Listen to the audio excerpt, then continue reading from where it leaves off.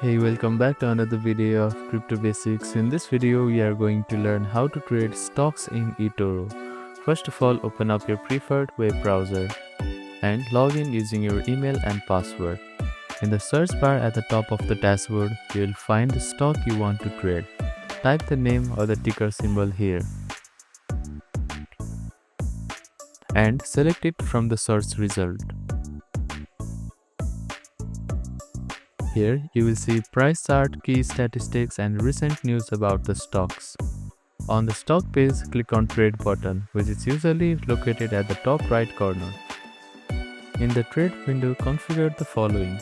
You need to specify the amount of money you want to invest and choose the leverage level. After that, review your trade details and click on Set Order. Once the trade is placed, you can monitor its performance on Portfolio section. Here you can see your profit loss, current price, and other details. So that is how you can trade stocks in eToro. Thank you for watching this video. Please do not forget to like, share and subscribe to our channel and comment down if you have any queries.